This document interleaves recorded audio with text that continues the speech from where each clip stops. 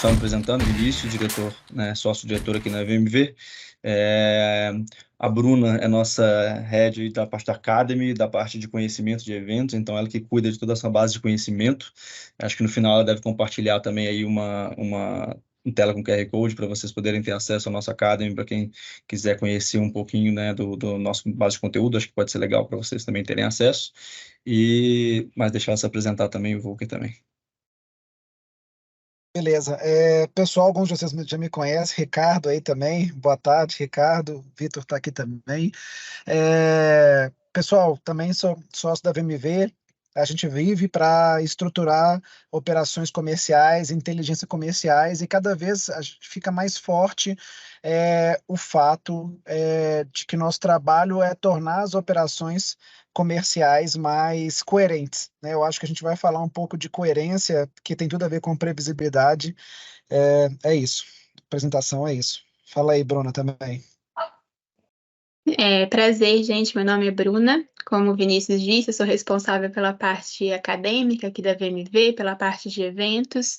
E aí surgiu há um tempo atrás uma conversa com a Grazi, do Cienge, e a gente começou a pensar que seria bem bacana trazer para toda a comunidade esse bate-papo. E aí nós vamos fazer uma série. A gente está começando agora em outubro, em novembro a gente vai ter mais uma conversa com todos vocês, em dezembro também. O nosso objetivo não é ter uma palestra e tudo, a gente quer bastante interação, que eu acho que assim a gente consegue desenvolver mais ainda conhecimento. E é isso, bom bate-papo para todo mundo. Perfeito. Bom, eu vou dar só introduzir aqui um pouco, e aí deixar também o Volker conduzir, que ele que é nosso palestrante, mora, ele que estava hoje mesmo apresentando um lançamento, então ele é melhor com as palavras do que eu.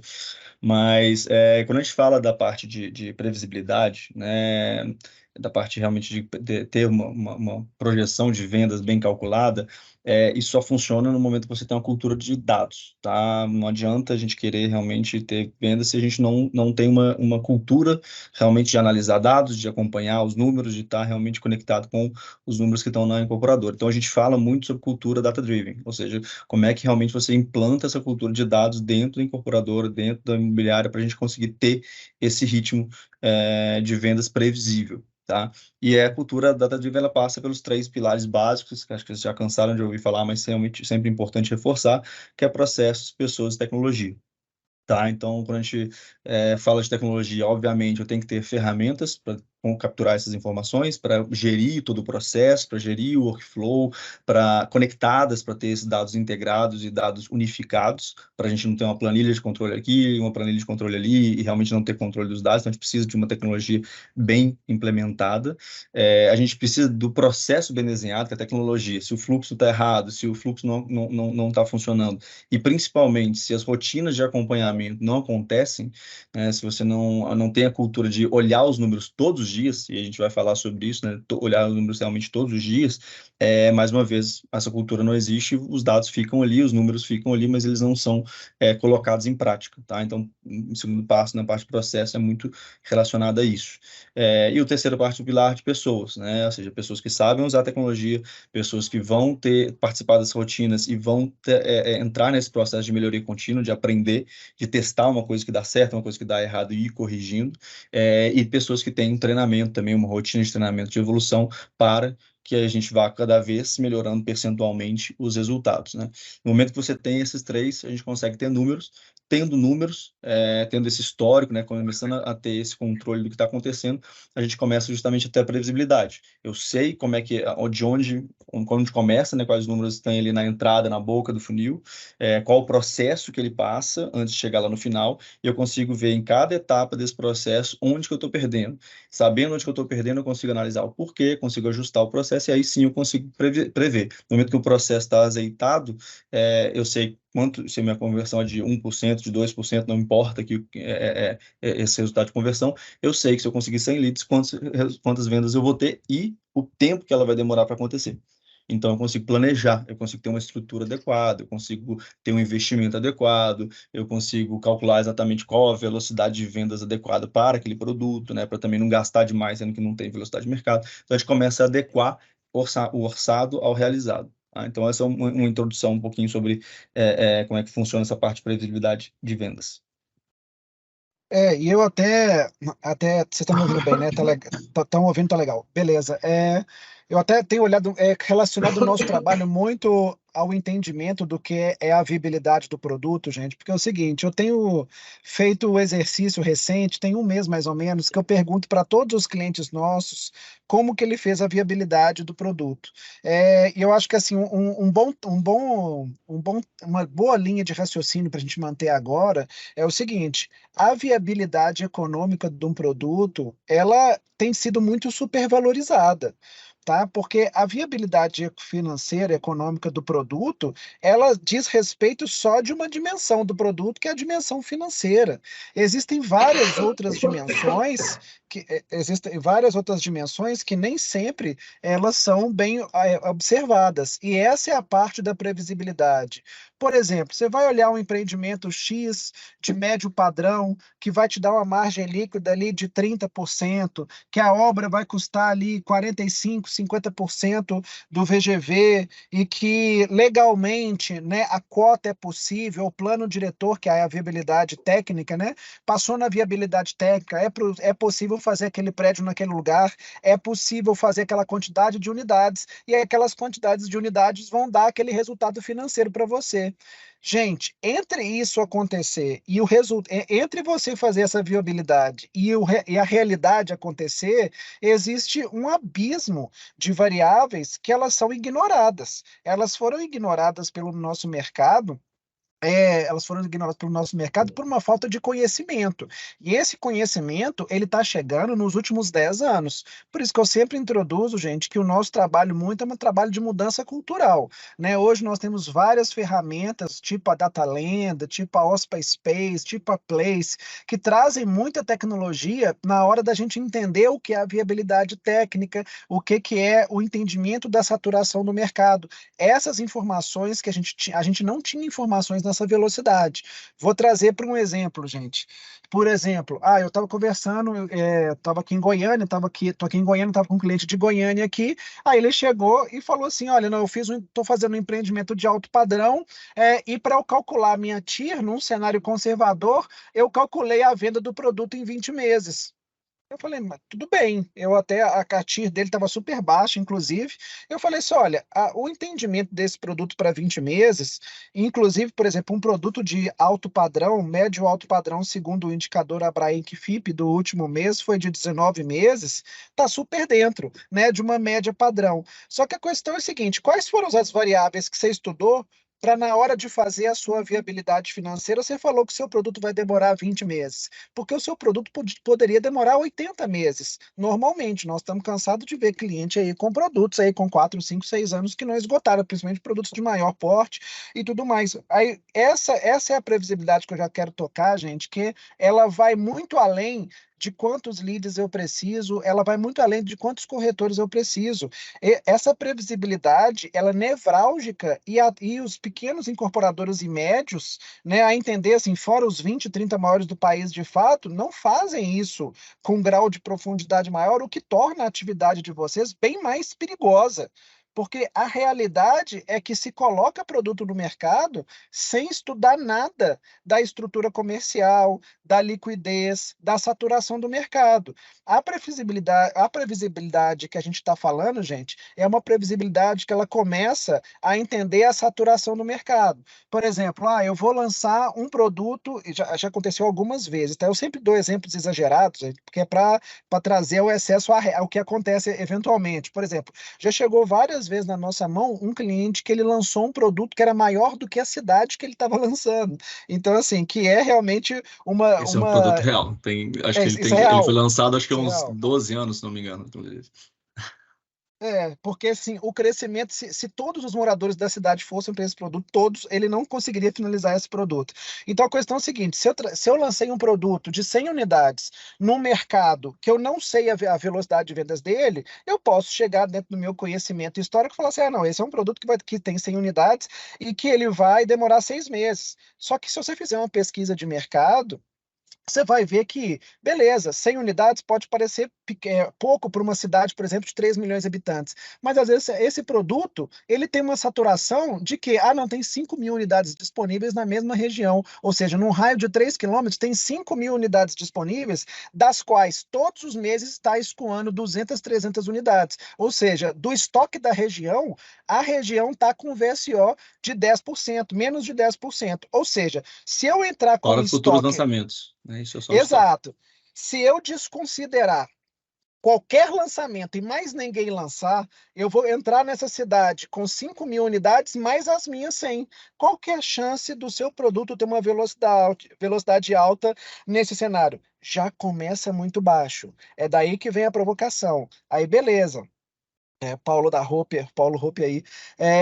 Qual que é o ponto interessante? Beleza. Aí o primeiro passo, gente, aí eu também peço para o Vinícius, eu estou trazendo uma linha de raciocínio que às vezes é um pouco tétrica e abstrata também, mas uma vez que eu entendi a saturação desse mercado, você está meio caminho andado. Por quê? Culturalmente, gente, se estuda pouco esse grau de saturação, se estuda pouco a velocidade de vendas. Por exemplo, já chegou caso também de cliente nosso do Nordeste que ele estava lançando um produto que o único concorrente da cidade dele estava com uma velocidade de menos de 3% ao mês. E ele ia lançar no lugar menos privilegiado, com um metro quadrado mais alto, e uma incorporadora com menos nome. E um produto que era menos interessante do que esse produto que já estava em 3% ao mês. Ou seja, se a incorporadora, e é o caso que acontece muito, se for uma incorporadora que não tem caixa, ela não consegue entregar o produto, tá? Esse é o primeiro ponto. Aí, beleza, eu vou passar um plano geral até, depois eu peço até para o Vinícius pincelar também. Uma vez que eu entendi que o mercado ele tem uma velocidade de vendas daquele produto, naquele segmento, em média, num raio de 3 a 5 quilômetros, que são os raios de impacto primário e secundário, eu vou entrar na estrutura comercial. Por exemplo, beleza, eu entendi que tem liquidez, o mercado tem uma demanda que, ainda que vegetativa, consiga trazer velocidade para o meu produto. Eu tenho equipe de venda para vender esse produto, gente. Entender a equipe de venda é o seguinte: pegar um empreendimento, eu vou lançar um empreendimento de 250 unidades. Não é só você bater, não é só você bater na imobiliária do seu coleguinha e colocar o produto para vender. Existem conjunturas, e muitas vezes política também, que impedem de um incorporador colocar um produto no mercado. Por exemplo, nós temos na cidade duas. Seja bem-vindo ao futuro. Eu sou a Ailívia, a assistente virtual do seu time. Oi, peraí. Eu mutei aqui. Aí é o seguinte,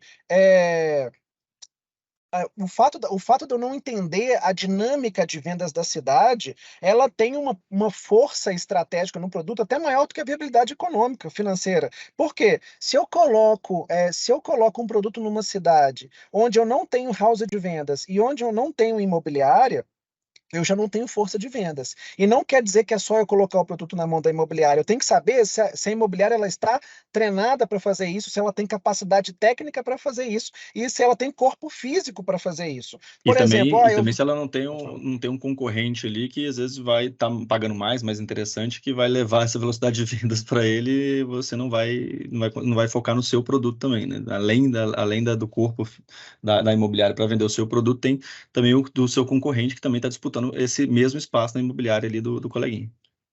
Exato. E muitas vezes o seguinte, gente, o dono da imobiliária é sócio de uma incorporadora. Então, dependendo do tamanho da cidade, e a gente sempre fala um pouco de exemplos fora de São Paulo, que São Paulo é um caso à parte, mas ainda aplicável se a gente considerar a Zona Leste, Zona Oeste, tudo mais, Zona Sul.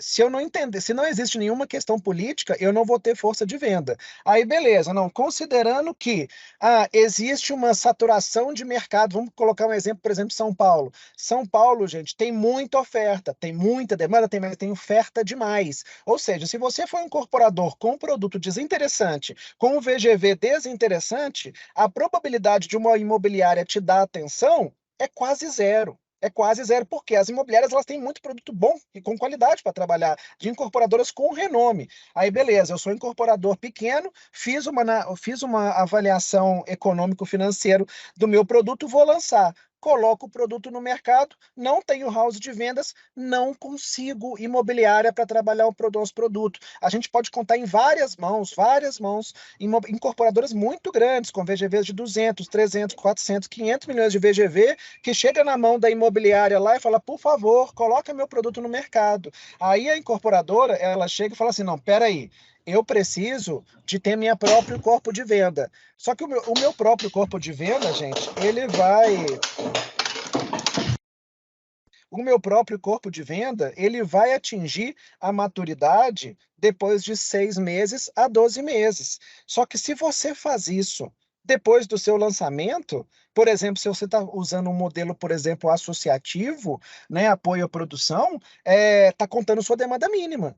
Quantos clientes nossos já chegaram para a gente com a demanda mínima rodando, sem estrutura de venda, sem marketing rodando? E isso, gente, tem tudo a ver com preço e prazo. Por isso que eu estou fazendo essa casadinha do assunto da viabilidade econômica, porque se você não vende 20, 30% do produto, você não bate demanda mínima no associativo, seu produto não vai para frente. Aquela viabilidade econômica que você fez não deu certo. Se você está numa cidade, a exemplo de São Paulo, mas podem ser várias outras, como Rio de Janeiro, Fortaleza, e outras, por exemplo, no Sul, por exemplo, Balneário, que são mercados saturados, você faz um cálculo de marketing, muitas vezes subdimensionado de 0,8%, de 1%, no mercado onde seus concorrentes já estão gastando 2%. Então, para você ter a velocidade de vendas que você espera, além de ter uma equipe de venda, além de ter uma curva de aprendizado de uma equipe de venda, você vai ter que gastar uma verba de marketing que você não previu.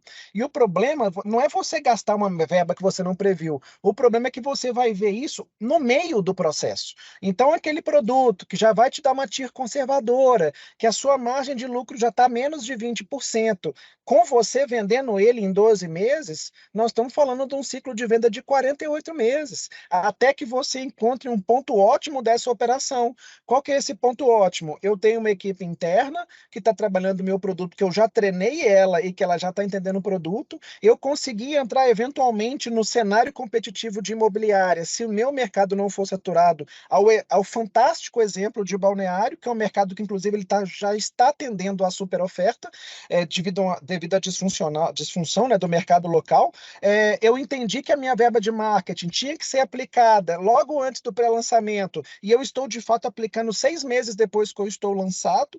E o pior disso tudo, gente, você lançou o produto sem algumas dessas variáveis percebidas, com 1 metro quadrado que o mercado não comprou. Porque o mercado não comprou porque você não tinha estrutura, muitas vezes não tinha marketing, e a percepção de valor do produto ela começa a ser questionado, e você mesmo colocou 1 metro quadrado X, já está colocando 10, 15% de desconto. Então, o que adiantou aquela viabilidade econômica se na hora que você vender, as variáveis que elas são extremamente previsíveis do marketing, do vendas, da velocidade de vendas, da absorção do produto, não foram consideradas? Vou dar mais 2 exemplos aqui, gente, que é uma coisa que eu fiquei muito feliz com essa análise que aconteceu.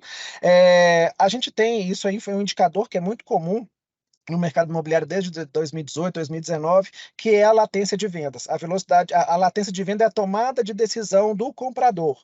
A decisão do comprador, historicamente, no Minha Casa Minha Vida, já era 45 dias. E a do médio padrão começava em 89 dias. Isso medido pelos maiores institutos de pesquisa, CRMs, e pela gente também, pela VMV, porque a gente tem um banco de dados grande já.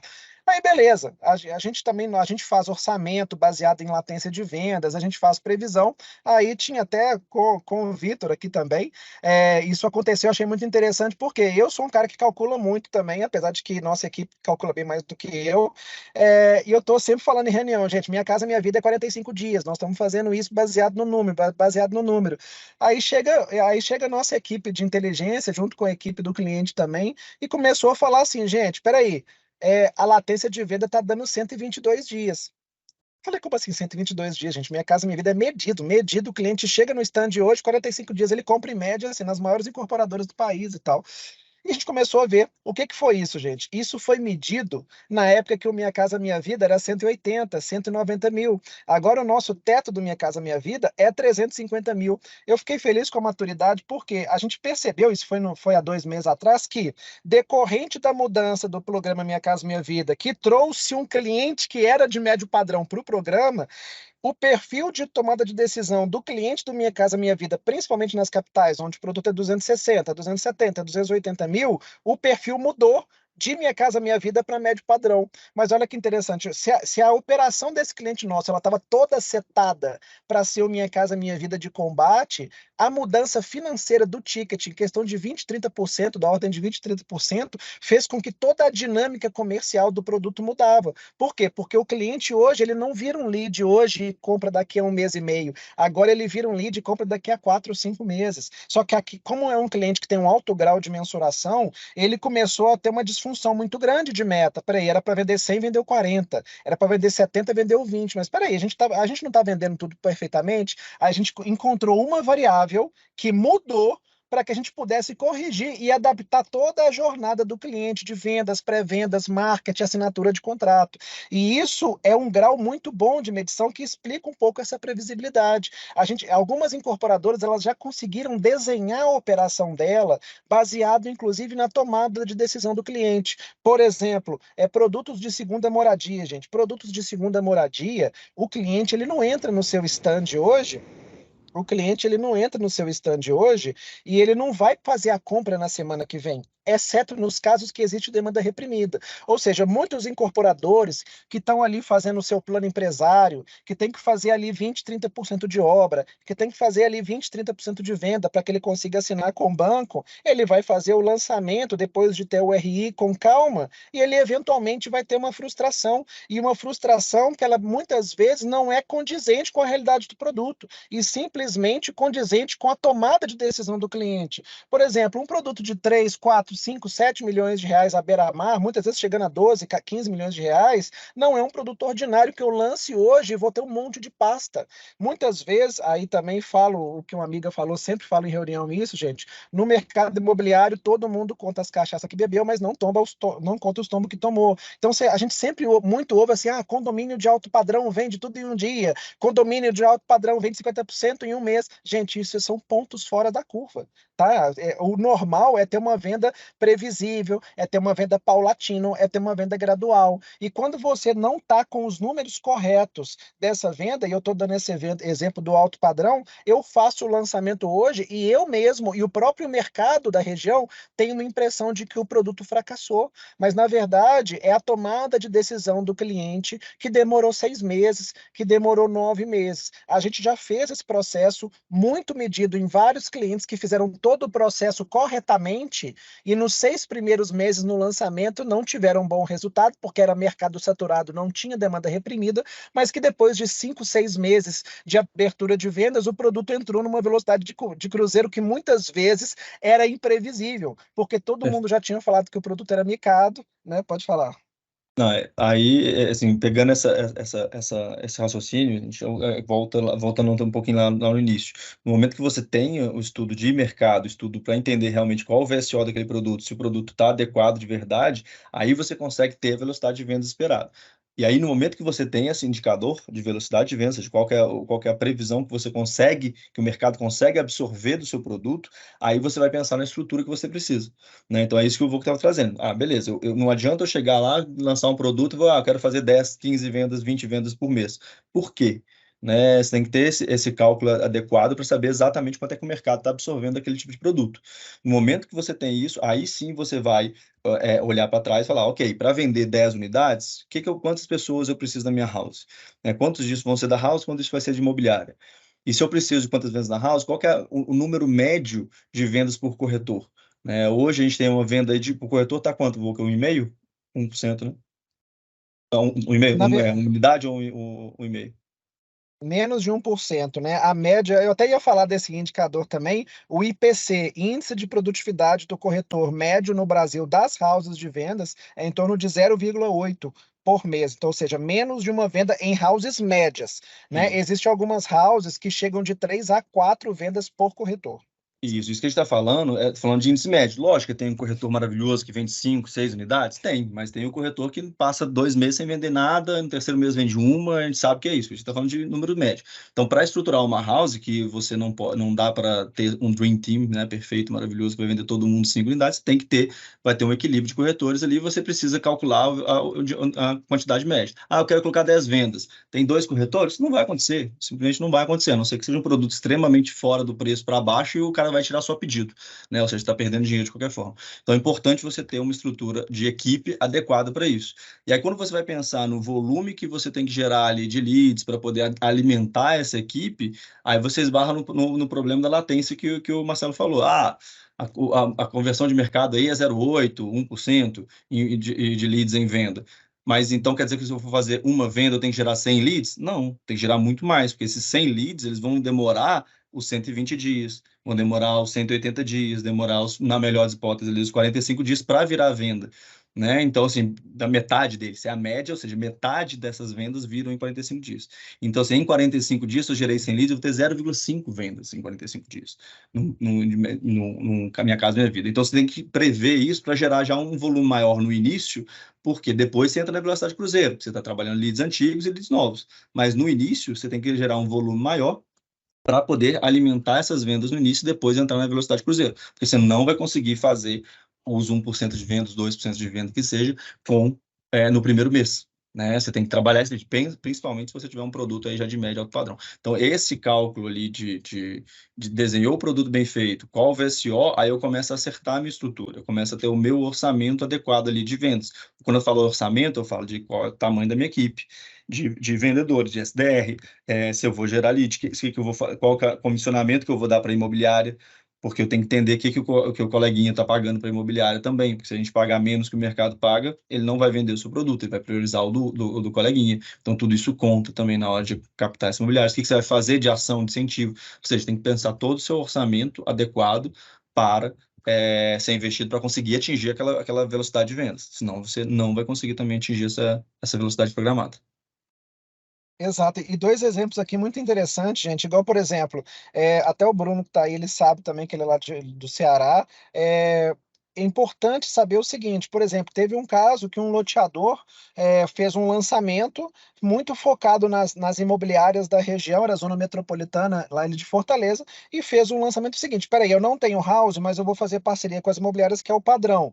Beleza, eu vou calcular uma velocidade de venda, vou trazer as imobiliárias para perto de mim e vou fazer o lançamento. Só que no meio do lançamento dele, uma loteadora muito famosa lançou no mesmo mês do lançamento dele.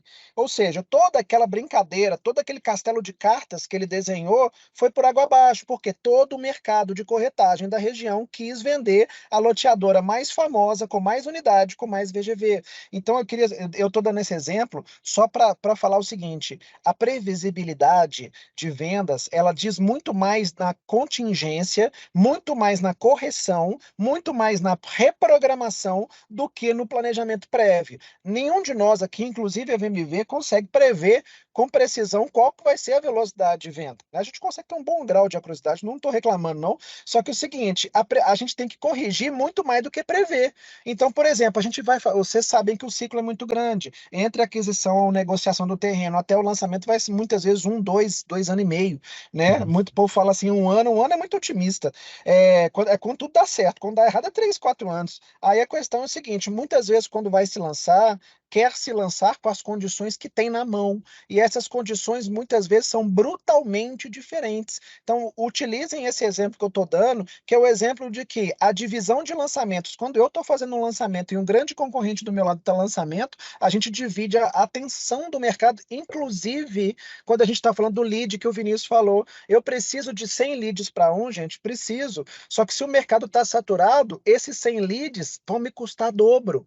Aí outra coisa que eu vou falar, por exemplo, aquele incorporador que muitas vezes não tem caixa. Eu falo muitas vezes do pequeno, mas o grande muitas vezes tem menos caixa do que o menor, porque ele está super alavancado. Vamos supor, mais uma vez, que nós estamos no apoio à produção, que tem a demanda mínima lá, que nos traz uma pressão maior. Beleza, eu preciso vender 30% do produto. Vamos supor que é um produto de 300 unidades. Eu tenho que vender 100 unidades para bater na minha demanda. Gente, 100 unidades, eu preciso gastar 10 mil leads. Se o meu lead for R$ 35, eu preciso de R$ 350 mil só de lead, fora stand, fora não sei o quê. Nós estamos falando de uma exposição de marketing, contando com stand, muitas vezes de 1,5 milhão, 2 milhões, mas a gente não é falado isso na viabilidade econômica, de forma que muito incorporador pode começar o processo de lançamento sem saber que ele tem uma exposição ali adicional, muitas vezes de 1 milhão só de publicidade. Isso nós não estamos falando de comissão, não estamos falando de nada de incentivo.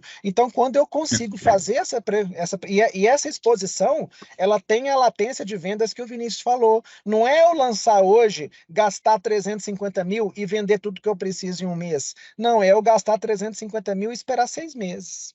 Só que no finalzinho desses 6 meses, o incorporador grande e o pequeno está morrendo já. Porque aquela exposição daquele produto começou a ser muito maior do que ele esperava e muitas vezes ele não tem caixa, porque ele está esperando bater demanda para receber os 8% do terreno.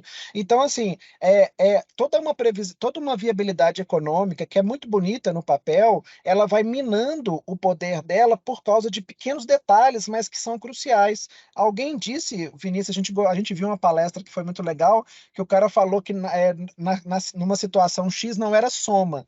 E eu vou repetir, não é a gente não está falando de soma. Foi da direcional. Foi do Gontijo, né? O Gontijo da Direcional, CEO da Direcional, ele falou que, infelizmente, na incorporação, a gente não está falando de soma, né? A gente está falando de multiplicação, de forma que se eu for... Zero. Se tem um zero, acabou. Se tem um zero no processo, não tem brincadeira. Então, quando a gente está falando de previsibilidade, e depois até a gente vai trazer um material para vocês com relação a isso, é trazer todos esses indicadores que não fazem parte da nossa cultura econômica de viabilidade. Ou seja, quanto está o lead do Minha Casa Minha Vida? Porque o lead do Minha Casa Minha Vida era R$ 20, agora ele está 50. Estou dando um exemplo de São Paulo, por exemplo. Um lead de alto padrão aqui em Goiânia era 150, agora está 300 um lead. Então, se você não coloca lá no seu pré-lançamento 200 mil de ações de marketing, mais uma velocidade de venda, uma latência de venda de 200 dias, você vai ter uma curva muito provavelmente diferente da que você planejou. Porque a curva de venda, ela tem que ser planejada, primeiramente, baseado nas pesquisas de mercado, tá? E se você não tiver uma pesquisa de mercado especificamente da sua região, pega uma pesquisa de mercado Brasil. Eu utilizo muito a média Brasil, que no Minha Casa Minha Vida está hoje 12, 13 meses para escoamento do produto e do médio padrão está 19. Vocês podem ver o indicador da Brainc, que é esse. Assim, se não tiver nada, já põe esse, que a chance de acertar já está bem alta. Mas depois disso, eu tenho que saber qual que é o ticket do meu produto e quantos concorrentes eu tenho na região. Porque se eu tenho muito concorrente, a minha tomada de decisão é maior, porque o cara fica leiloando produto. Eu tenho caixa para aguentar uma exposição diferente do que eu tô, porque a gente fala muito de exposição de obra, mas a exposição de marketing, muitas vezes, aí eu posso falar, a exposição de marketing muitas vezes é muito maior do que a exposição de obra no início, que dependendo da obra ali, você vai gastar 2, 3 milhões de reais, dependendo do produto, você vai gastar bem mais do que isso para que coloque o produto na banda. E é mais ou menos esse caminho. E esse cenário conservador que faz na viabilidade, ele esquece desse lado, né? Ele faz um cenário conservador muitas vezes da parte da obra ali, mas ele não faz o cenário conservador da velocidade de vendas, não faz o cenário conservador do custo de marketing, né? O que a pessoa está prevendo realmente ali de investimento em marketing e comercial, ele muitas vezes é negligenciado nessa parte do estudo, e aí você vai ter que tirar o dinheiro ali de algum lugar para poder fazer isso e aumentar a sua exposição. Então esse é o grande perigo, né? Do não planejamento antes, para você impactar a sua previsibilidade. Então, não adianta falar, eu quero gastar X em marketing. Tem que deixar a verba adequada para aquele investimento e ir medindo o tempo todo para ver se aquela verba está atingindo o resultado. Tá? Então, é muito importante isso que o Volker falou. O cenário muda, o mercado outros lançamentos vão acontecer entre sua estudo de viabilidade e aprovação do projeto. Outros produtos vão ser lançados, o mercado vai ser alterado e aí aquela velocidade de vendas vai ter algum impacto, o custo por lead vai ter algum impacto, tudo isso vai impactando rodando e na hora que você executar vão ter ajustes o tempo todo. Então, a previsibilidade, na verdade, ela acaba sendo um estudo que você tem que voltar nele o tempo todo. Faz o estudo inicial, beleza. Aplica aquilo corretamente, faz o estudo embasado e aplica aquilo corretamente, mas o tempo todo você tem que estar medindo esse resultado, entendendo se a velocidade está realmente funcionando, se a performance do time, né, de vendas está realmente adequada, e se não estiver adequado, por que não está adequado para fazer essas correções. O tempo de aprendizado desse time também é longo, então não adianta também contratar em cima da hora. Não, tem gente que fala isso, não, vou esperar que não tenha RI ainda, não vou contratar agora. Fala, cara, precisa já treinar, o cara já precisa começar a se preparar, o cara já precisa aprender o discurso, o cara precisa já começar a atender uns leads ali que estão represados para conseguir ir treinando e preparando para fazer uma venda, já ir montando a situação. Não adianta deixar para cima da hora que você tem uma curva de aprendizado muito grande. A mesma coisa por fornecedores. A agência que vai gerar publicidade, que vai gerar mídia online lá de performance, ela vai ter um tempo de aprendizado que ela não vai demorar a gerar a qualidade do lead ideal, ela vai gerar a quantidade de lead ideal, acertar o preço desse lead. Então, enquanto isso, esses testes estão acontecendo e já está contando a demanda mínima, aí começa a bater o desespero e começa a realmente tomar algumas atitudes que não são adequadas, né? Em outras palavras, até porque a gente está avançando no tempo já, nós estamos falando de duas coisas, gente, que inclusive a gente recomenda, e eu também tenho feito muito exercício de chegar para perguntar para os clientes nossos, falar o seguinte: fluxo de caixa projetado e plano de contas de viabilidade dentro do Cienge. Gente, quase ninguém tem isso. Por quê? Porque dá trabalho, é difícil. Só que, gente, quase ninguém tem isso. O que que é isso? É você pegar a sua viabilidade e setar esses indicadores todos no Cienge, ou seja, primeiro item, de dois, vou falar só dois itens. Plano de contas. A maioria das viabilidades, inclusive as que não foram feitas em papel de pão, que ainda é muito clássico, mas as que são bonitinhas, com as planilhas gigantes, que tem um monte de coisa, ainda está falando assim: marketing, um em tanto, comercial, 6%. Gente, tudo que nós estamos falando aqui é não fazer isso. Porque, culturalmente, nas nossas planilhas de viabilidade, nós temos duas, três linhas, que é marketing, comercial, vendas e stand. Não tem mais nada. Só para você ter ideia, gente, na nossa planilha de viabilidade comercial, nós temos ali 60 itens que são resumidos em dois. Só que desses 60 itens, ainda nessa conversa da multiplicação, se você chega na sua viabilidade e fala assim, porque teve um cliente nosso, inclusive, chegou assim, na minha viabilidade, eu coloquei 5% para marketing e vendas. É um caso exagerado, lógico. Aí todo mundo aqui sabe que 5% você não paga nem a comissão do corretor e do gerente, muitas vezes. Mas assim, muitas vezes o cliente chegou assim e falou assim, olha, eu coloquei 7,5%, 8% na minha viabilidade comercial aqui, marketing, vendas e stand. Só que no contexto da cidade dele, todo mundo já estava gastando 9,5%, que algumas cidades, por exemplo, saturadas, todo mundo já está pagando 6% só de comissão, fora qualquer outra coisa. Ou seja, o cara já vai largar de 8%. Então é o seguinte, gente, o plano de contas comercial, ele é muito mais do que simplesmente colocar lá 8% na planilha. Tem alguns, a gente precisa, eu ia falar que tem alguns mercados, em qualquer mercado, você tem que destrinchar isso em detalhes. Até porque tem o timing, tá? Até a Isabel está perguntando aqui desses indicadores, né? O fluxo de caixa, né? Que o Marcelo falou para colocar no Cienge, ele tem o timing certo. Estou falando stand, é na largada, é antes, né? Se eu estou fazendo de mid, você tem um boom na largada, mas depois você vai entrando no ritmo. Então, cada um vai ter a ordem correta das coisas acontecerem. Você tem um gasto inicial muito maior. Você coloca simplesmente um percentual flat, principalmente relacionado ao VGV, ele está completamente equivocado em relação ao fluxo de caixa. Né? Você pode estar agrupado ali o valor que você vai investir, mas ele está completamente equivocado em relação ao fluxo, né? Então isso tem que estar dividido em cada rúbrica para você conseguir realmente saber quando vão acontecer esses desembolsos e medir o orçado e realizado. Então isso é importante. Eu vou, enquanto isso, só compartilhar aqui a tela do, que eu sei que está chegando ao fim, vou compartilhar a tela aqui com o nosso Academy, para quem quiser cadastrar também, para poder ter acesso. Eu acho que tem o curso de funil de vendas, tem o curso dessa parte toda de previsibilidade, acho que é bem legal também, porque o tempo é curto, acaba sendo. Isabela De Luca, o percentual padrão Brasil é 9%, com exceção de mercado saturado. O mercado saturado, as incorporadoras tendem a ter 9,5%, 10%. Tá? Eu também acho que 10% para fins comerciais é altíssimo, mas em toda viabilidade eu colocaria 9%. tá? Que é o padrão Brasil, nem 1% a mais, nem 0,5% a mais, mas sabendo que em mercados que estão com alto grau de saturação, ou você vai gastar 1% a mais, ou você vai tirar 1, 2, 3% do seu produto.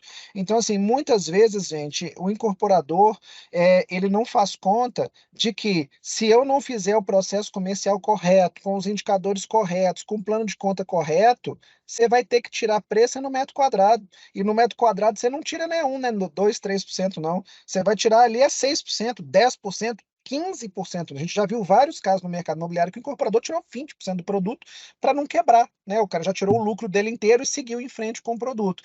Ele fez isso por quê? Porque antes de lançar, ele não conseguiu ver todas as variáveis. O nosso trabalho da VMV, eu não consigo ver todas as variáveis, porque isso é um trabalho de vida. Mas quanto mais variáveis a gente encontrou, mais a gente está seguro e passa essas seguranças para os nossos clientes de ter uma previsibilidade, inclusive em termos de correção. Eu parei porque deu 40 minutos, eu não sei qual Olha, parou no que é, time certinho. qual que é o critério de Muito estourar obrigada, aqui. gente. Foi excelente. Pessoal, mas se tiver pergunta, alguma coisa, pode ficar à vontade de mandar. A Bruna mandou o link ali no chat também, para ficar mais fácil, né? Eu fui aqui querendo compartilhar QR Code, achando que estava moderno. A Bruna mandou o link muito mais fácil. Então tá, é só clicar ali que tá tranquilo para vocês se cadastrarem lá para ter acesso. E, eventualmente, dúvidas também ficamos à disposição para qualquer conversa. A gente vai ter uma volta em novembro, né? Voltamos aqui na Comunidade Ciente com outro tema, mas estaremos sempre à disposição. Queria falar também da comunidade do CIEN, gente. Quem quiser mandar pergunta lá, a gente se compromete em responder qualquer pergunta. Se mandar 100 perguntas, nós vamos responder a 100 perguntas. Tá? Isso é muito importante, que a comunidade está lá justamente para isso, para ter essa questão do assíncrono. Tem uma dúvida, joga lá, nós temos um compromisso de responder. Isso aí. Marcelo e Vinícius, eu sei falar que vocês falaram bastante da importância, né, de conhecer indicadores, conhecer o mercado, saber que tem mercados que têm regionalismos, que estão saturados, que tem mercados que têm sazonalidade, aquelas regiões de turismo, por exemplo, no caso do Florianópolis, então a gente sabe que tem épocas de alta, de baixa, de vendas, e tudo isso impacta na decisão quando você vai fazer esse tipo de investimento de previsibilidade, né? Exatamente. Exatamente, varia muito, assim, e cada região vai ter uma particularidade ali que a gente tem que se ajustar. A gente lógico que tem os indicadores padrão, né, como o Volker falou, mesmo no Brasil, que já são um guia muito importante, ajuda você a ter essa previsão realmente de como é que é a velocidade de vendas, o tempo médio de latência, consegue ter essa previsão, mas também tem que estudar esses regionalismos e sazonalidade geral do Brasil, né, questões políticas também que impactam, a gente sabe que isso também impacta bastante, principalmente produtos populares. Então, isso já dá para preparar para ele, já dá para você previamente se organizar, né, para não ter surpresa. A gente sabe, todo ano, que final de ano, entra mais gente anunciando e os anúncios ficam mais caros. Todo mundo sabe isso. Então, no seu orçamento, você tem que prever que vai gastar mais nessa época do ano. Não adianta você achar que vai gastar a mesma coisa que janeiro, por exemplo, que tem pouca gente investindo. Então, já prever isso é importante. Pode falar. Eu gosto de dar exemplo, isso que você falou, Sheila. Por exemplo, nós temos cliente em Roraima. Parte do PIB de Roraima vem do garimpo ilegal. O que aconteceu? No final do ano passado, a gente estouraram muitos garimpos, a polícia fez um trabalho muito bom, acabou com o garimpo ilegal, baixou muito o PIB da região. Aí beleza, a gente reprogramou todas as vendas do cliente. Depois disso, o governador está sendo deposto. A gente tem que entender que existe uma situação macroeconômica do contexto. Então, assim, nós estamos falando para usar indicador para traduzir o cenário local. Então, a gente usa número para traduzir o que está acontecendo. O que não pode acontecer é de eu não saber e não ter o indicador. Eu preciso saber que quando chega numa cidade, um corretor ele está ganhando 2%, mas a incorporadora do fulano, que está desesperada, está pagando 1% a mais. Se eu não souber que a incorporadora do fulano está pagando 1% a mais, eu vou ficar 6 meses pagando 2% e o corretor tentando vender o de 3%. Isso já aconteceu com a gente milhões de vezes, por isso que eu estou falando também que é um caso que descreve muito o regionalismo por meio de números. Então, a gente tem que chegar no mercado e saber aqui, que número que é esse? Quanto que custa o lead? Quanto que o corretor ganha? A imobiliária maior da cidade tem quantos corretores? Ela está vendendo quantos? Ah, não, a maior imobiliária da cidade está vendendo tantas unidades do produto tal. Então, peraí, se a imobiliária maior está vendendo do maior tanto, eu que sou piquititinho, vou vender mais do que isso na minha viabilidade? Ah, não, na minha viabilidade não pode ser isso. Então, a gente vai fazendo uma nuvem de indicadores que vão nos trazendo tendo uma visão um pouco mais acurada da realidade, um pouco mais precisa. Então, uma curva que foi desenhada para ser assim, a gente tenta cumprir ela, senão ela vai ao longo do tempo fazendo assim, aí o incorporador ele vai perdendo a visão. Então, muito obrigado pela presença de vocês, muito Agradeço a obrigado, participação Sheila. aí. Gente, muito obrigada, foi bem esclarecedora. A gente conta aí com a participação de vocês no próximo talk para a gente trazer cada vez mais conhecimento aí para o pessoal. Tá ótimo, então. Obrigado, Pessoal. Obrigado. Obrigada, uma boa Tchau, tarde. boa tarde a a todos. todos. Obrigado, Ricardo. Obrigado, Tarcísio. Obrigado, pessoal.